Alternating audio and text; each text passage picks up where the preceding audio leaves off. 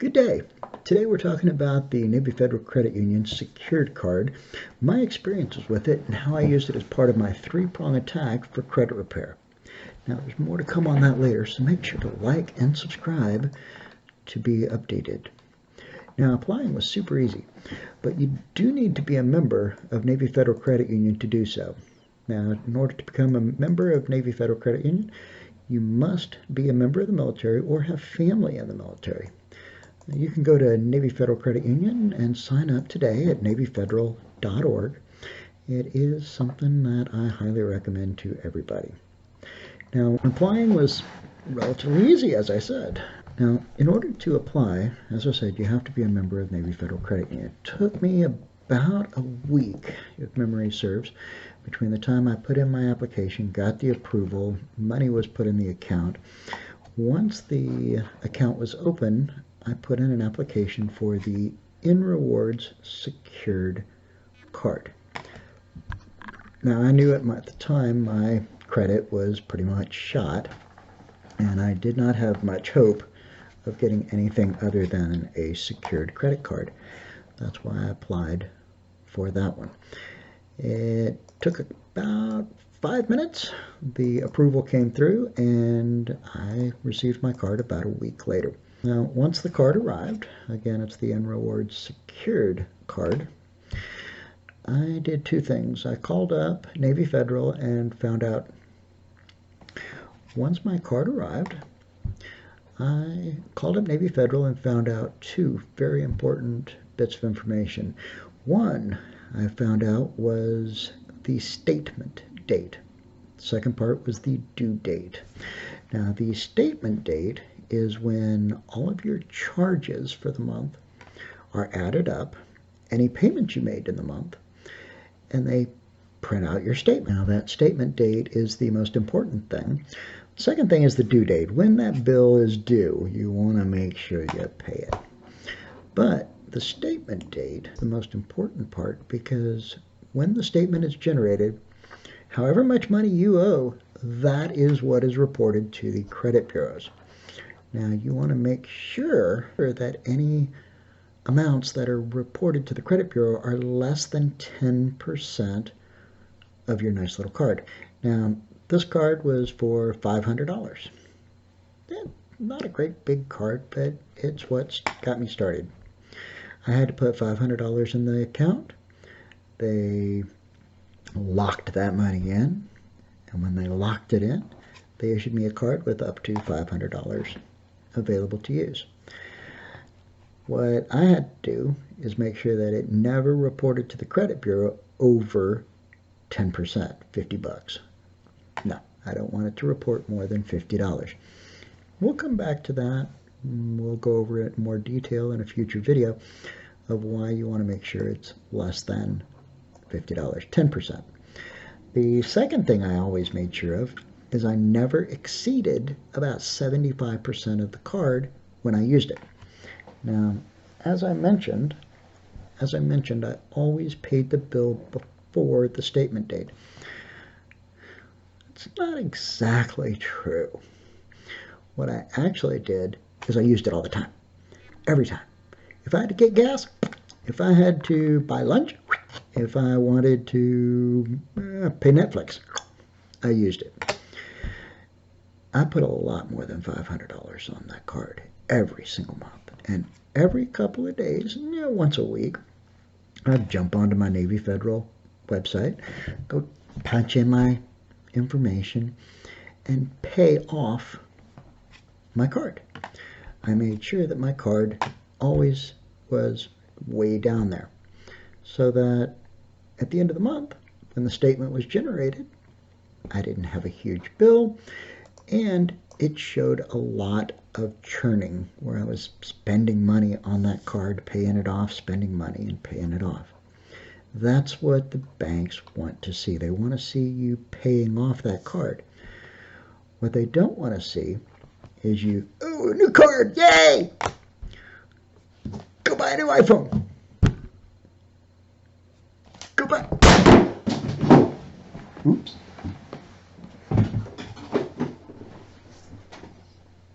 Don't throw your new iPhone. No damage. Not an iPhone. What they don't want you to see is you going out and making huge purchases, taking that balance all the way up, and then letting it sit. That's not a good thing. What they want, use it, pay it, use it, pay it, use it, pay it. Show that you're using it, paying it, using it, paying it. They want to see that you're using the card appropriately and your ability to pay it down. And that's what I did. I used it, paid it, used it, paid it. After about 3 months, I received an email that Navy Federal had upped my limit. They had taken my $500 deposit, added a couple hundred to it, and made this a $700 card without me even asking. They were just being nice and showing that I was using the card and paying it off regularly. And they decided to reward my good behavior with upping the credit limit. Now, about this time, I came into some extra cash, so I called Navy Federal, and I talked to the loan department, and I asked them about increasing my security deposit to increase my credit limit. They immediately agreed, and by having extra funds in my bank, I was able to bump this card from a $500 card all the way up to $5,000. Yeah, I do not recommend putting $5,000 into a secured card. Not a lot of us can do it, and you don't really have to. But I did. Now, when the 6th month hit, and again, I could have gotten it up there and then paid it off, and gotten it up there and paid it off. I did the same strategy. I kept using it, paying it, using it, paying it, using it, paying it. I think my highest point I got was about 50% of the value of the card. I didn't really want to go much above that, but the statement, I don't think I had a single statement over about $100. And with a $5,000 card, that's well under 1%. I think $5,550, about 2%.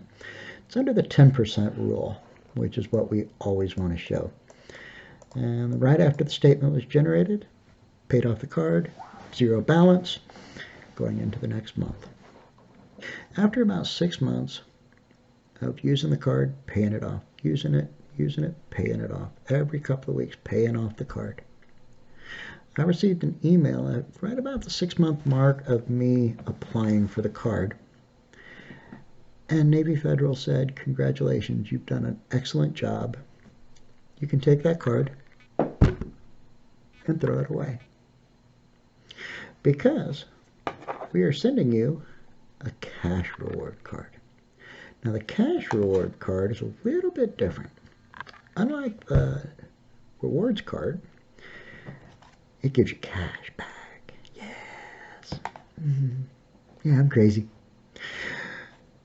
The cash back card pays you back at a rate of 1.5 cents per dollar that you use on the card. It might not sound like much, but it adds up over time. Because of the usage on the other card, I had about 150 points on the points card. Never spent them. Leave them there. If you get the rewards card, leave them. Do not touch them. When I was promoted to the cash rewards card, those points became 1.5, and they became real money. I had about $250 cash reward just waiting for me to use. So don't use your points. Leave them. Wait till you get the cash reward.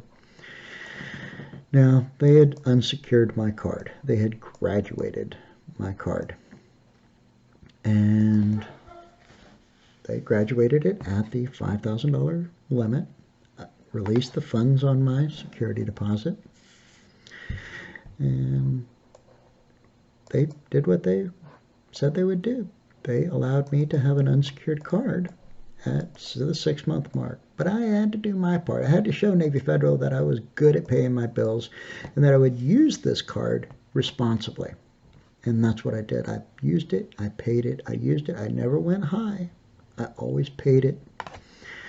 Like I said, I used it the way a credit card should be use it and pay it off. I did not immediately rack up a high balance and let it sit there, pay in the minimum payment. That's not going to work. I did not go over the limit. When the limit was $500, I kept it at $400 or below. Do not use more than 75% of it. And by paying off multiple times in the month, I didn't pay late. Now, I have heard that if you have a secured card under $2,000, it could graduate. So if I'd kept my $500 limit and let it graduate, it would have graduated to the $2,000. Let me know down in the comments if you have that experience with them. I would love to hear what your experience has been with Navy Federal. As a little teaser, one of the things I mentioned earlier is you've got to attack credit repair multiple ways. One way is you got to get derogatory items removed off your credit report, and we'll go into more detail on that in future videos. A second part is you've got to add good credit to your report.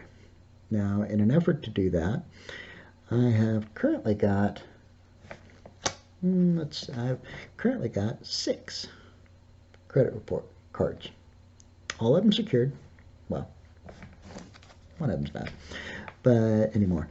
But 6 credit cards, all putting positive check marks each month on my credit report. Well, that's not quite true, because you see, today, as another teaser, today I got a letter in the mail from American Express. They approved me for a credit card. I can feel it in there. I can feel it in there. It is.